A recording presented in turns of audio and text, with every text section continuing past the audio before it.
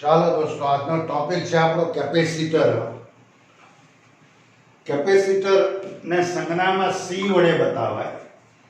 C એ સંજ્ઞા છે. કેપેસિટરને દર્શાવવા માટેની સંજ્ઞા તો કે એ સી છે. કેપેસિટર એક એવું ઉપકરણ છે, કેપેસિટર એક એવું સાધન છે કે જે વિદ્યુત ભારોનો સંગ્રહ કરે, વિદ્યુત ભારોની સંગ્રહખોરી કરે. એનું નામ કેપેસિટર. વિદ્યુત ભારોનો સંગ્રહ કરતી એક રચના, ઉપકરણ એટલે કેપેસિટર. કેપેસિટરમાં જનરલી બે સુવાહકો હોય.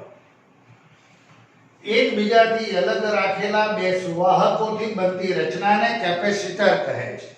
એકબીજાથી અલગ રાખેલા બે સુવાહકોથી બનતી રચના એટલે કેપેસિટર. કેપેસિટરની વ્યાખ્યા આપી એની જો વાત કરવી હોય તો ધારો કે આ એક કેપેસિટર હું આમ બતાવું, બીજું એક આવું આમ બતાવું. આ 2 નંબરનો વાહક, આ 1 નંબરનો વાહક. આ જે વાહક છે, વાહક ઉપર આ રીતે ધન વિદ્યુત ભારો બતાવું. 3 4 5 6 7. અહીંયા આગળ ઋણ વિદ્યુત ભારો બતાવું. 3 3 6 અને આ એક 7.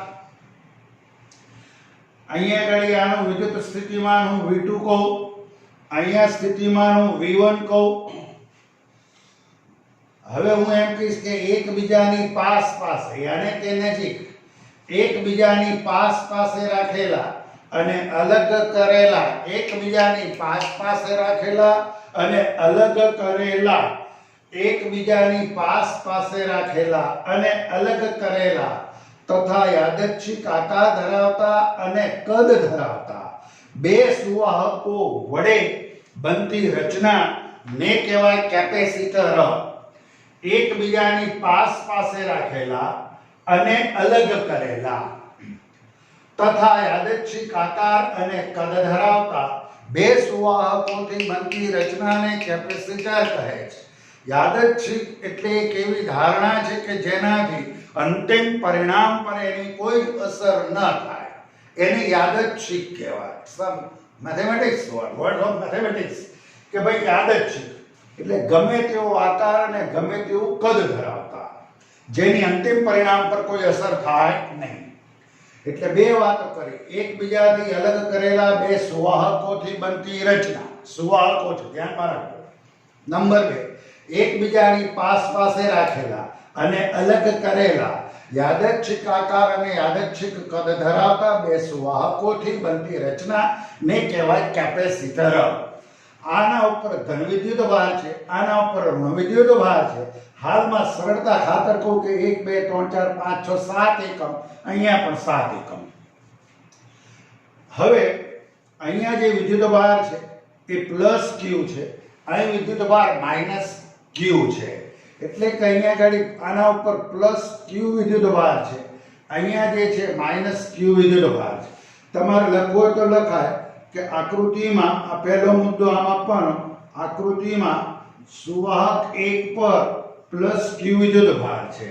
નંબર 2, સુવાહક 2 ઉપર માઇનસ Q વિદ્યુત ભાર છે. આવું કહેવાનું. વાહક 1 પર વિદ્યુત ભાર પ્લસ Q છે, વાહક 2 પર માઇનસ Q વિદ્યુત ભાર છે.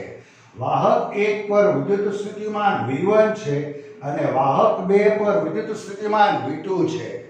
વિદ્યુત સ્થિતિમાનનો જો તફાવતની વાત કરો તો એ વિદ્યુત સ્થિતિમાનનો તફાવત ડેલ્ટા V બરાબર V1 માઇનસ V2 છે બંને માટે. ધારો કે અહીંયાથી કોઈ એક બિંદુ આ વિચારો તો આ બિંદુ P છે, અહીંયાથી એનું અંતર R1 છે. આ જે છે એની હું વાત કરું તો અંતર જે છે R2 છે. દોસ્તો, ધનને કારણે સ્થિતિમાન ધન હોય અને ઋણને કારણે સ્થિતિમાન ઋણ હોય એવું આપ ભણ્યા છે. તો આ ધન વીજભાર છે એને કારણે સ્થિતિમાન અહીંયા V1 ધન મળે, આ V2 એ ઋણ છે, સોરી અહીંયા ઋણ વીજભાર છે, એને કારણે અહીંયા સ્થિતિમાન V2 ઋણ મળે. આખરે બિંદુ P પાસે વિદ્યુત સ્થિતિમાનનો તફાવત V1 minus V2 because of R1 is less than R2. That's why V1 is greater than V2. ફરીવાર R1 is less than R2. That's why V1 is greater than V2 because of our formula KQ upon R. આ વધારે તો આ ઓછું તો આ વધારે. છોડો. વાહક 1 પર વિદ્યુતભાર +Q, 2 ઉપર -Q. 1 ને લીધે સ્થિતિમાન V1, 2 ને લીધે સ્થિતિમાન V2. વિદ્યુત સ્થિતિમાનનો તફાવત ડેલ્ટા V બરાબર V1 - V2 ત્રીજો મુદ્દો થયો. ચોથા મુદ્દાની વાત કરું. ધારો કે આમાંથી કોઈ એક સુવાહકને તમે અનંત અંતરે લઈ જાઓ તો અહીંયા એક જ રહેશે. તો આ એકને કેપેસિટર તરીકે લઈ શકાય. ટેક્સ્ટબુક કહે છે જો કોઈ એકને અનંત અંતરે લઈ જવામાં આવે તો બીજા સુવાહક જે બચ્યું એને કેપેસિટર તરીકે ગણી શકાય. નંબર 4 અહીં કુલ વિદ્યુતભાર 0 છે. કુલ વિદ્યુતભાર 0 હોય તો અહીંયા ઉદાહરણ તરીકે લઉં કે આ 7 એકમ જેટલો ધન વીજભાર છે તો વિદ્યુતભાર કેટલો 7e q બરાબર a ની તમે ભણ્યા. એવી રીતે અહીંયા -7e તો કુલ વિદ્યુતભાર જોઈતો હોય તો 7e - 7e જવાબ 0 થયો. યાની કે કેપેસિટર પરનો કુલ વિદ્યુતભાર 0 છે એવું અંદર સાહેબ લખે છે. લેખક સાહેબ શ્રી લખે છે કે કેપેસિટર પરનો કુલ વિદ્યુતભાર 0 છે. આમાંના કોઈ એક કેપેસિટરને અનંત અંતરે લઈ જાઓ તો બીજાને કેપેસિટર તરીકે ગણી શકાય. કેપેસિટર પરનો કુલ વિદ્યુતભાર તો કે 0 છે. બીજી વાત સાહેબે કરી એ પણ બહુ સુંદર કરી. હું આવું કહીશ કે E બરાબર KQ upon R². એનો મતલબ કે E ચલે છે Q, આવું થાય. E ચલે છે Q, આમ બી લખી શકાય. હવે જોજો આ નવો મુદ્દો છે કે ભાઈ ધારો કે કોઈ એક કેપેસિટરની વાત કરો તો એ કેપેસિટર પરનો વિદ્યુતભાર જે છે એ વિદ્યુતભાર આપણે કેટલો કીધો તો કે Q જેટલો. હવે Q જેટલો પ્લસ Q વિદ્યુતભાર છે તો વિદ્યુત ક્ષેત્રની તીવ્રતા E બરાબર KQ upon R². તો એનો મતલબ કે E proportional to Q. કોઈ એક કેપેસિટર પર વિદ્યુતભાર પ્લસ Q હોય તો આ વિદ્યુતભાર Q એ વિદ્યુત ક્ષેત્રની તીવ્રતાના સમપ્રમાણમાં હોય. નંબર 2 હું એમ પણ કહીશ, સાહેબે પણ કહ્યું છે એટલે સાહેબે કહ્યું છે એટલે હું પણ કહીશ એમ કે ધારો કે હું એમ કહું કે આ વિદ્યુત સ્થિતિમાનનો જે તફાવત છે V એ V બરાબર ડેલ્ટા V બરાબર W upon Q. હવે ધારો કે હું એમ કહું કે આ Q બરાબર એકડો લો તો ડેલ્ટા V બરાબર W થાય. યાને કે હું અહીંયા આગળ એક વિદ્યુતભાર લઉં અને એક ધન લઉં અને એ ધન વિદ્યુતભાર છે એ Q કુલંબ જેટલો છે અને એ વિદ્યુતભારને હું પરીક્ષણ વિદ્યુતભાર કહી દઉં. તો આ પરીક્ષણ જે વિદ્યુતભાર છે એ પરીક્ષણ વિદ્યુતભાર અહીંયા આગળ જે વિદ્યુત ક્ષેત્ર ઉત્પન્ન થાય વિદ્યુત ક્ષેત્ર ધનથી ઋણામ ઉત્પન્ન થશે. હવે આ પરીક્ષણ જે ધન વીજભાર છે એને મારે આમ લઈ જવો છે આમ. તો એ પરીક્ષણ ધન વિદ્યુતભાર ફરીવાર પરીક્ષણ ધન વિદ્યુતભાર ને સુવાહક 2 થી 1 પર લઈ જવા માટે ક્ષેત્રની વિરુદ્ધ કરવું પડતું કાર્ય. ક્ષેત્રની વિરુદ્ધ કરવું પડતું કાર્ય એ વિદ્યુત સ્થિતિમાનના તફાવત જેટલું હોય. મેં અહીંયા જ બનાવ્યું. ફરીવાર સુવાહક 2 પર એકમમાં ધન વિદ્યુતભાર Q ને એકડો લેવાનો છે. સુવાહક 2 પર રહેલા એકમ ધન વિદ્યુતભારને સુવાહક 1 પર લઈ જવા માટે ક્ષેત્રની વિરુદ્ધ કરવું પડતું કાર્ય વિદ્યુત સ્થિતિમાનના તફાવત જેટલું હોય. આખરે હું એમ કહીશ દોસ્તો કે V it is also equal to V બરાબર KQ by R માટે V it is also proportional to Q. દોસ્તો 4-5 વાતો કરી. એકબીજાથી અલગ કરેલા બે સુવાહકોથી બનતી રચના ને કેપેસિટર કહે છે આકૃતિમાં એકબીજાની પાસ પાસે રાખેલા અલગ કરેલા એકબીજાની પાસ પાસે રાખેલા અલગ કરેલા યાદચ્છિક આકાર અને યાદચ્છિક કદ ધરાવતા બે સુવાહકોથી બનતી રચનાને કહેવાય કેપેસિટર. અહીંયા આગળ વાહક 1 પર પ્લસ q વીજભાર, વાહક 2 પર માઈનસ q વીજભાર. એકને કારણે સ્થિતિમાન v1, બેને કારણે સ્થિતિમાન v2. વિદ્યુત સ્થિતિમાનનો તફાવત એ v1 v2. જો બેમાંથી કોઈ એકને અનંત અંતરે લઈ જાઓ તો બીજાને કેપેસિટર તરીકે ગણી શકાય. અહીંયા આગળ વીજભાર 7 એકમ, અહીંયા 7 એકમ, મતલબ કે કુલ વીજભાર શૂન્ય છે. E = kq/r². સૂત્ર પરથી E proportional to q. यानी कि कोई एक सुवाहक पर q કુલમ જેટલો વિદ્યુત ભાર હોય તો એને કારણે ક્ષેત્ર ઉદ્ભવે. વિદ્યુત ક્ષેત્રનું નિર્માણ વિદ્યુત ભારને આભારી છે એનું સતત સ્મરણ કરજો. એટલે કે kq/r² સૂત્ર પરથી E ચલે છે q. પછીની વાત કરી કે સુવાહક 2 પર તમે 1 એકમ જેટલો ધન વીજભાર લો, એને પરીક્ષણ વીજભાર કહો.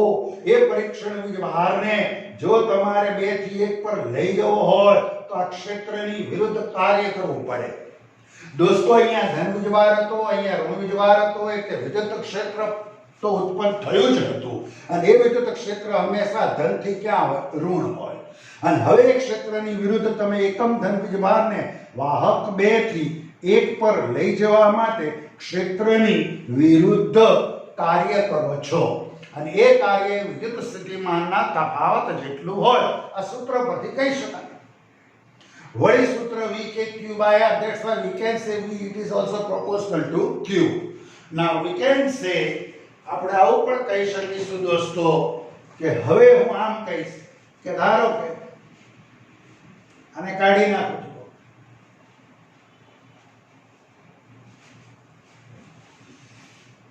તો કે આ જે છે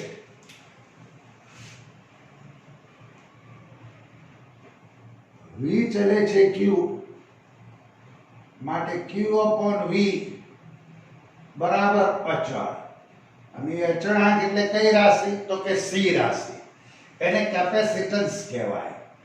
યાને કે સૂત્ર આવું થયું q/v બરાબર c. Now we can write down like this: c is equal to q/v. હવે q એટલે કુલંબ છે અને v એટલે વોલ્ટ છે. આનો એકમ છે ફેરેડે. હવે 1 ફેરેડે બરાબર 1 કુલંબ પ્રતિ વોલ્ટ, આવું લખી શકાય. આ c છે, એ c કેપેસિટન્સ કે જે q અને v થી સ્વતંત્ર છે. હું એક ઉદાહરણ આપું તમને, જોજો. અહીંયા ધ્યાન આપજો કે ધારો કે આ c બરાબર શું છે કે q/v. હવે ધારો કે આ મૂલ્ય હું 2 ગણું કરું તો this proportional to this, એટલે જો વીજભાર 2 ગણો થયો તો નીચે તફાવત પણ 2 ગણો થાય. Now both are cancel out, answer will become out q/v. Suppose ધારો કે તમે 5 ગણો કરો તો 5q/5 we cancel, that's why q/v. એનો મતલબ કે તમે વિદ્યુત ભારના મૂલ્યમાં જેટલા ગણો વધારો કરો એટલો વિદ્યુત સ્થિતિમાનનો તફાવત વધે. યાને કે c ના મૂલ્યમાં કોઈ ફેર પડતો નથી. કેપેસિટન્સ કહે બે સુવાહકો હોય, ધારો કે આ રીતે હું વાત કરું, કેપેસિટરને આ રીતે પણ બતાવાય છે. આમ બે સુવાહકોને પરસ્પર સમાંતર રાખો, યાને કે ધાતુની પ્લેટોને પરસ્પર સમાંતરે રાખો. હવે ધાતુની પ્લેટોને પરસ્પર સમાંતરે રાખો અને એની સાથે વિદ્યુત કોષ યાને કે બેટરી ના બંને ધ્રુવોને જોડો. એને કે ટર્મિનલ જેને કહેવાય. આ ધન ધ્રુવ કહેવાય, ધોરણ 10, અને આ નાનો એ ઋણ ધ્રુવ કહેવાય. એટલે આ ધન વીજભારિત થાય, આ ઋણ વીજભારિત થાય. અહીં બધા ઋણ વિદ્યુતભાર જમા થશે, અહીં બધા ધન વિદ્યુતભાર જમા થશે. આને કહેવાય સુવાહકોથી બનતું કેપેસિટર. હવે એ કેપેસિટર પર જમા થયેલો વિદ્યુત ભાર અને વિદ્યુત સ્થિતિમાનના તફાવતનો ગુણોત્તરને કહેવાય કેપેસિટન્સ. બે પરસ્પર સમાંતરે રાખેલા સુવાહકો પર જમા થયેલા વિદ્યુતભાર Q અને તે બંને પ્લેટો વચ્ચેના વિદ્યુત સ્થિતિમાનના તફાવતના ગુણોત્તરને કેપેસિટન્સ કહે છે. આ કેપેસિટન્સનો આધાર એ કેપેસિટન્સના આકાર અને માપ પર. કેપેસિટન્સનો આધાર જે છે, કેપેસિટન્સ ના મૂલ્યનો જે આધાર છે, એ આધાર એ કેપેસિટરના આકાર અને તેના માપ પર છે. નંબર 2, બે સુવાહકો વચ્ચેના અંતર પર એ આધાર રાખે. અને નંબર 3, એક કેપેસિટરની હાજરીમાં બીજા કેપેસિટરની હાજરી, એકની હાજરીમાં બીજા કેપેસિટરની હાજરી. કેપેસિટન્સના મૂલ્યનો આધાર 3 બાબતો પર આધાર રાખે. નંબર 1, કેપેસિટરના આકાર અને માપ પર. બે સુવાહકો વચ્ચેના અંતર પર. નંબર 3, એક કેપેસિટન્સની હાજરીમાં બીજા કેપેસિટન્સની હાજરી પર. હવે કઈ બાબતો પર આધાર ન રાખે? તો કે સુવાહકો જે છે, સુવાહકોના દ્રવ્યના પ્રકાર પર અને સુવાહકો પરના વિદ્યુત ભારના જથ્થા પર કેપેસિટન્સનું મૂલ્ય આધાર રાખતું નથી.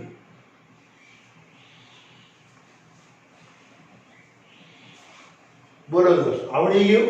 એક પ્લેટ પર Q1 સ્થિતિમાન V1, બીજા ઉપર -Q સ્થિતિમાન V2, તફાવત આટલો. પછી કહેવાનું કે એકને અનંત અંતરે લઈ જાઓ તો બીજા કેપેસિટર તરીકે લઈ શકાય.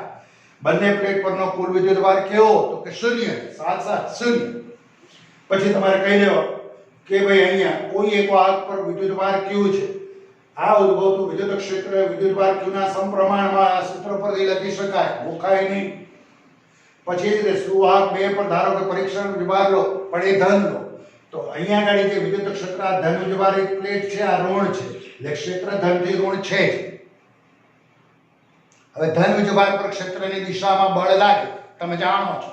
હવે એ ધન વિદ્યુતભારને વાહક 2 થી પરીક્ષણ વિદ્યુતભાર 1 કુલંબ જેટલા પરીક્ષણ વિદ્યુતભારને વાહક 2 થી 1 પર આમ લઈ જવો હોય તો ક્ષેત્રની વિરુદ્ધ કાર્ય કરવું પડે. આ કાર્ય એ વિદ્યુત સ્થિતિમાનના તફાવત જેટલું હોય. આગળ વધે, ખબર પડી કે ભાઈ સૂત્ર પરથી V બરાબર kq/r, that's why we can say V is proportional to Q. We can write down Q/V is equal to H, that's why C is equal to Q/V. Now this is the unit, यानी કે એનો એકમ મળ્યો. સુવાહકનો આધાર તો કે કેપેસિટન્સનો આધાર તો કે એ કેપેસિટરના આકાર અને તેના માપ પર. બે સુવાહકો વચ્ચેના અંતર પર એકની હાજરીમાં બીજાની હાજરીની પણ અસર થાય, એના પર આધાર રાખે. આધાર કોના પર ન રાખે? તો સુવાહકોના દ્રવ્યના પ્રકાર પર અને સુવાહકો પરના વિદ્યુત ભારના જથ્થા પર. એ આધાર રાખે નહીં. સૌથી અગત્યની વાત કરવા જઈ રહ્યો છું દોસ્તો, બરોબર ધ્યાનથી સાંભળજો. કે ધારો કે તમે આપણે આ બધી વાતો કરી, મારે આ કેપેસિટરના કેપેસિટન્સમાં વધારો કરવો છે, યાને કે વધારે એના ઉપર વિદ્યુત ભારો મારે મૂકવા છે, તો મારે શું કરવું પડે? બરોબર ધ્યાનથી સમજજો. સૂત્ર બરોબર ધ્યાનમાં રાખો. પહેલા તો સૂત્ર લાવ્યો C બરાબર Q/V. સમજો બરોબર.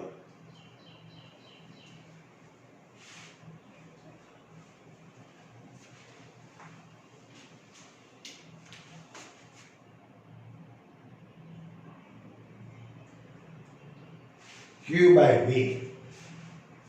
કેપેસિટરનું કેપેસિટન્સ મોટું થાય તો શું થાય?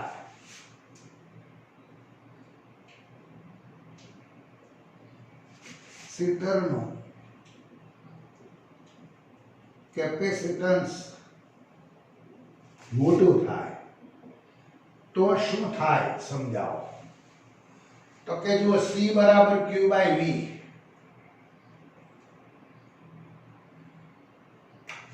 સી મોટું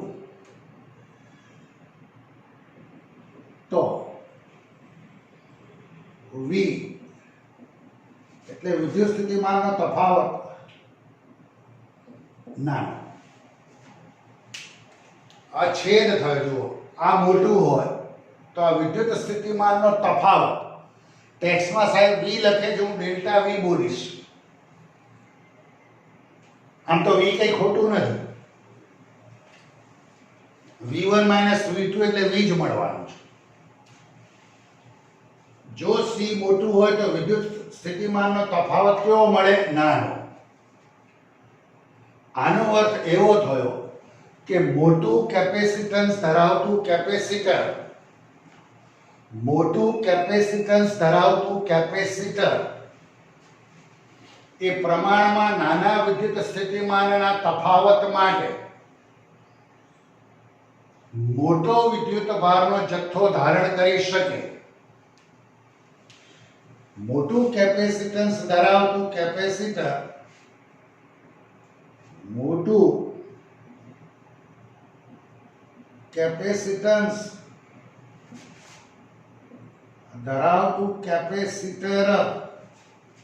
કેપેસિટર પ્રમાણમાં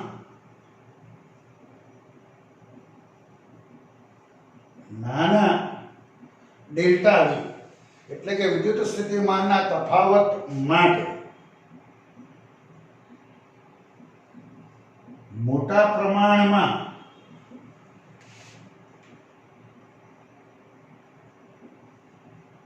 વિદ્યુત ભારનો જથ્થો ધારણ કરી શકે. સી મોટું તો વી નાનું, મતલબ કે મોટું કેપેસિટન્સ ધરાવતું કેપેસિટર એ ડેલ્ટા વી ના નાના મૂલ્ય માટે મોટા પ્રમાણમાં વિદ્યુત ભારનો જથ્થો ધારણ કરી શકે. હવે નંબર 2, જો ડેલ્ટા વી મોટું હોય એટલે કે ડેલ્ટા વી અને કે વિદ્યુત સ્થિતિમાનનો તફાવત વધારે હોય તો સુવાહકો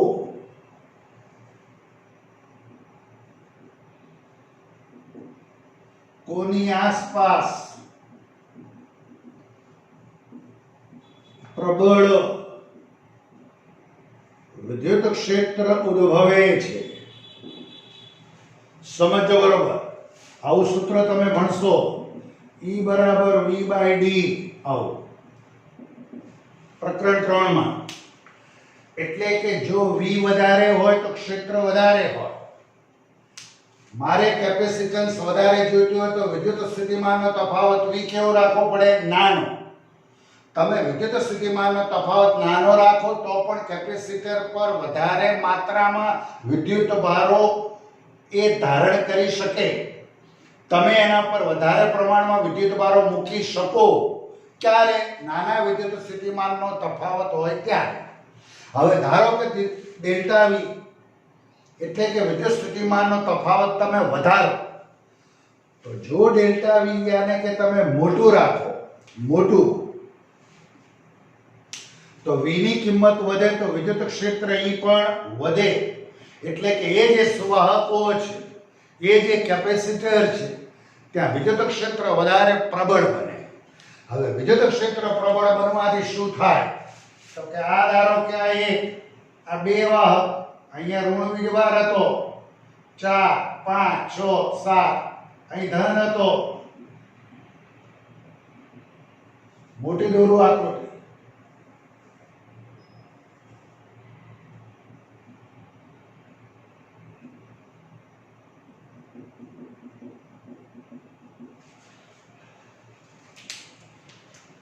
તો હવે અહીંયા વિદ્યુત સ્થિતિમાનનો તફાવત વધારે રાખો તો વિદ્યુત ક્ષેત્ર શું થાય? પ્રબળ. यानी कि અત્યારે જે વિદ્યુત ક્ષેત્ર છે ધારો કે E જેટલું છે, સમજો બરોબર. હવે તમે ડેલ્ટા V વધારો છો એટલે વિદ્યુત ક્ષેત્ર વધારે પ્રબળ બને છે.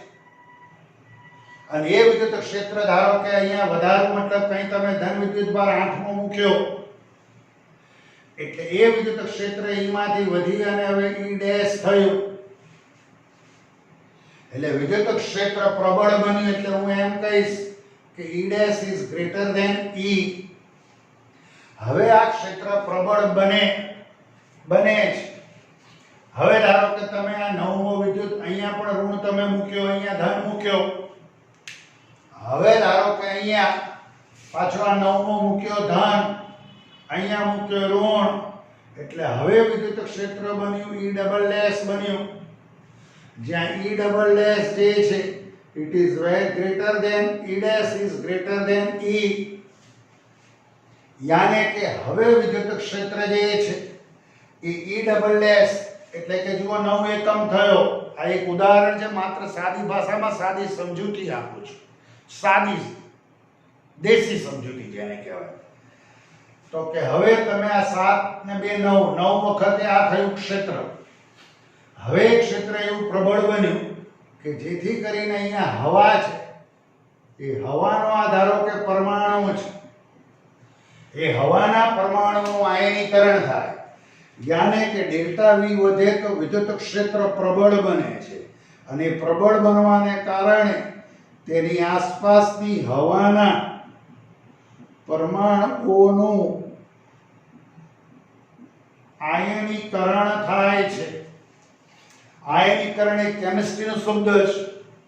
એક મોલ વાયુરૂપ પરમાણુમાંથી 1 મોલ ઇલેક્ટ્રોનને છૂટા પાડવા માટે આપવી પડતી જરૂરી લઘુત્તમ શક્તિ, 1 મોલ વાયુરૂપ પરમાણુમાંથી 1 મોલ ઇલેક્ટ્રોનને છૂટા પાડવા માટે આપવી પડતી જરૂરી લઘુત્તમ શક્તિ ને કહેવાય આયનીકરણ શક્તિ.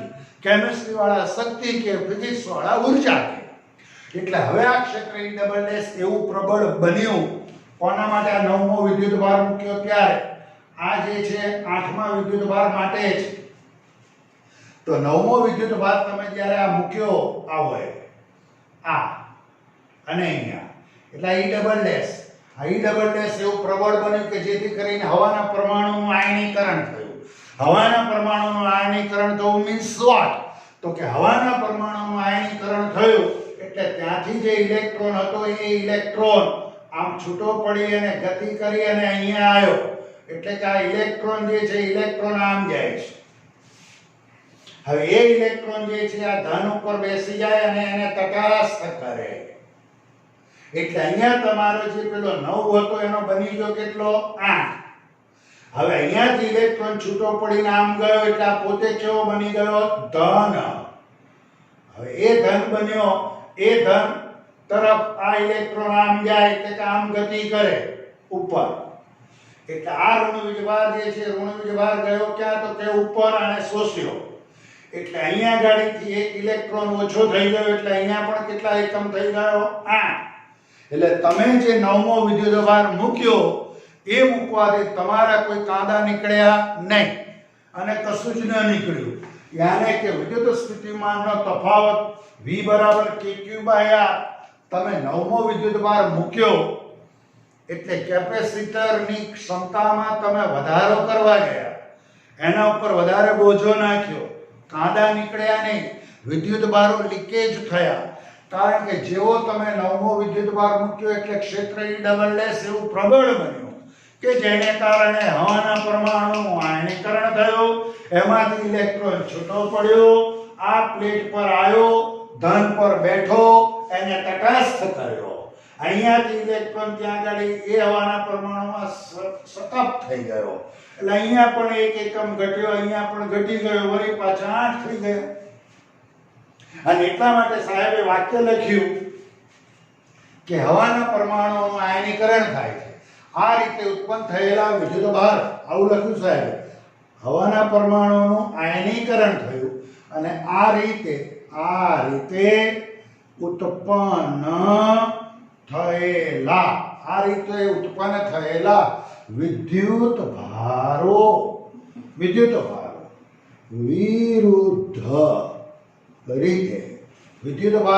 વિરુદ્ધ રીતે એટલે આવો છે આમ ગયો, આમ આવ્યો, વિરુદ્ધ રીતે. જોજો આ ઋણ આમ ગયો અને અહીંયા જે આ ઋણ હતો એ આમ આવ્યો, અહીંયા તટસ્થ કરે.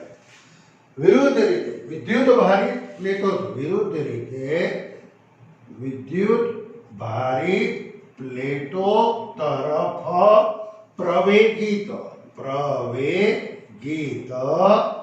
ગતિ કરે છે અને પ્લેટ પરના વિદ્યુત ભારને અંશતઃ તટસ્થ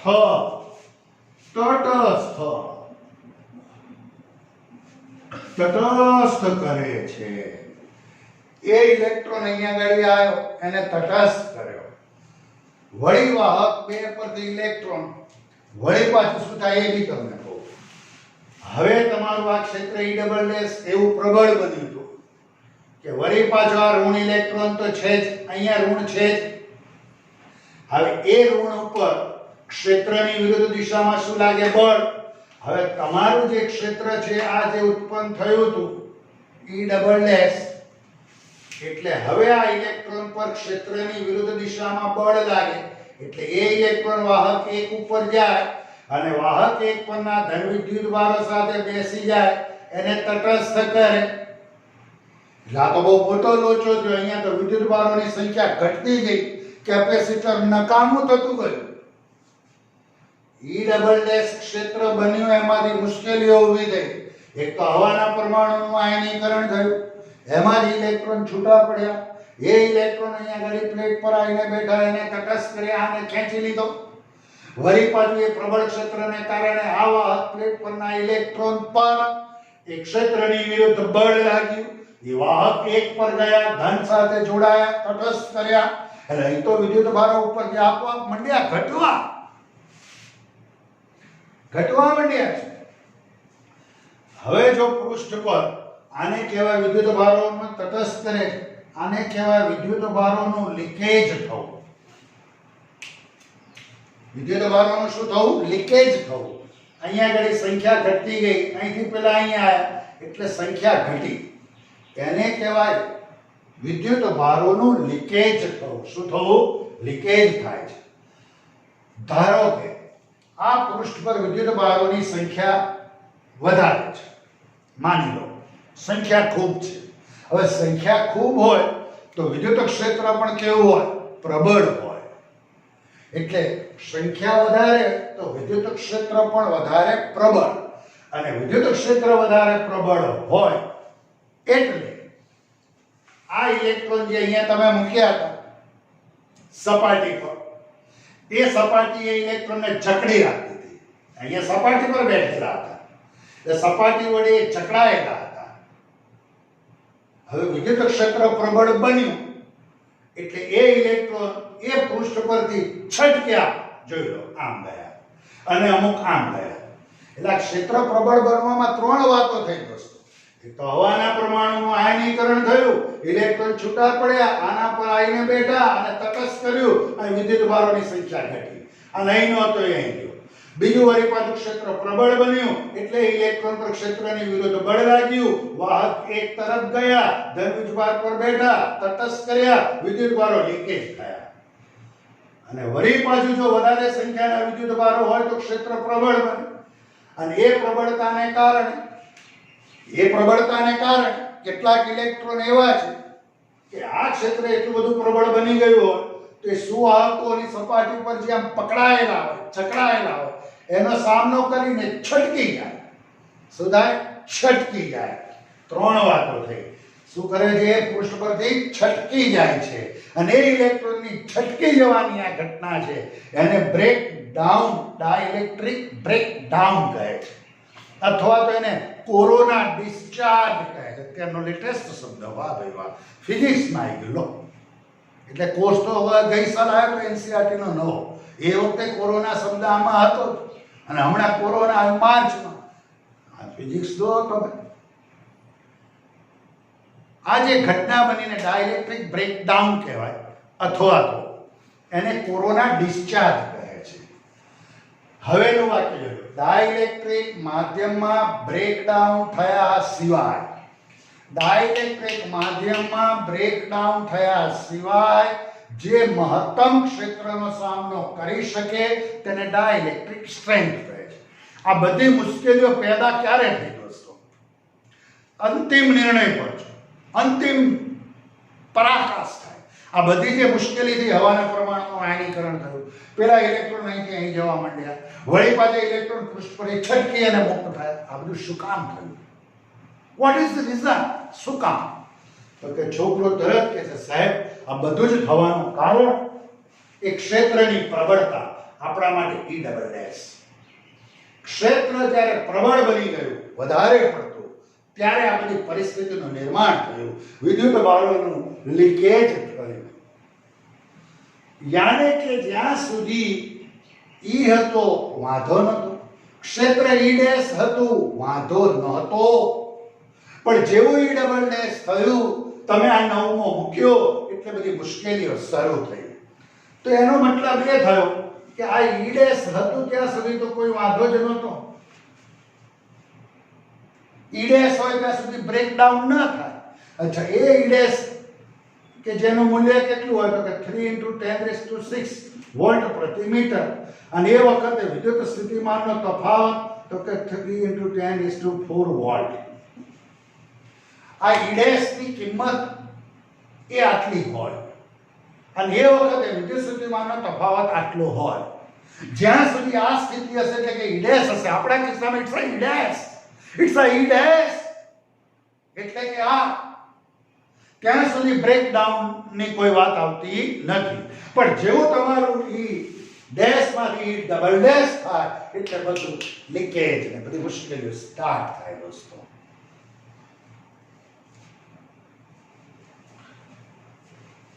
બરોબર ધ્યાનથી જોજો, સમજજો, વાંચજો દોસ્તો, અભ્યાસ કરો. It's okay.